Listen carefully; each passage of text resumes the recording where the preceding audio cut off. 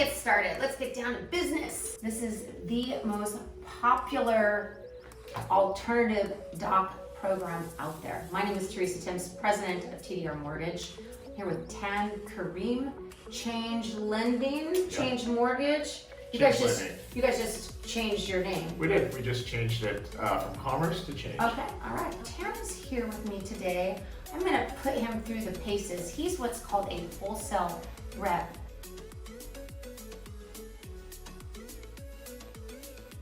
I, of course, know all the answers to the questions that I'm going to ask him, but I'm going to pretend as if I'm a consumer and kind of break down all the different ways that you can go about getting a bank statement loan. How does that sound, guys? First of all, Mr. Tan, what qualifies you to let me know or even tell me, educate me about bank statement loans? Well, I literally stare at these guidelines 2 hours out of every day, and I have a PhD in these guidelines. Does what's in the red cup help you be more proficient with your analysis of these bank statement loans? It does. Okay, Helps good, me good. get in front of the camera and also go over these guidelines. I am looking to do a bank statement loan. I've pretty much got big shit show going on. I have 3 corps. I'm not like the best at keeping my books together. Actually, I do my own books, and I've been turned down by Chase, and I don't know why, because I've got like $300,000 in the bank, and I've been running a successful business for 10 years, and they won't give me a loan. It's so frustrating. I hear that. Can you help me? Of course. Do you have 20% down? So I've got some money in savings set aside for my home purchase. I was thinking of like doing 10%, but I do have a brokerage account that I could tap into. Okay.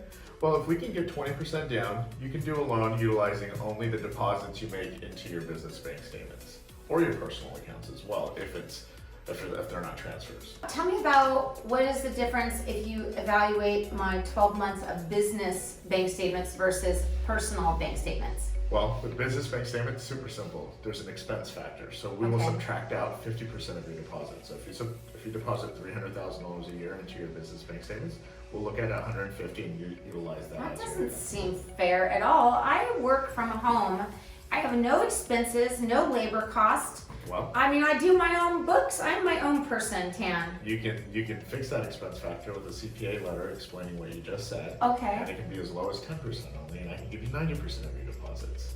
Wow, that's pretty generous, 90%, I like it. Okay, that makes sense, that makes a lot of sense. Now I'm gonna write off 60% of my income at tax time. Just kidding, you didn't hear that Well, from me. we don't need your tax return, so we wouldn't know. Oh, so you don't need any of my taxes? Nope, just give me 12 bank statements and that's it. And not only do I need your bank statements, but I only need the first page from every single bank statement. So I don't want to see anything else other than the first page, as long as it has a beginning balance and the ending balance. The last lender I went to wanted 24 months bank statements of my corporate, and they're like 24 pages each because I make a lot of money. I'm very successful. And they wanted 24 months of my personal bank statements. It was a nightmare. So tell me that again. 1 page from every month for the last 12 months. But you don't care about all my wacky-do deposits and my OnlyFans account and stuff like that? Maybe the OnlyFans, but other than that, no.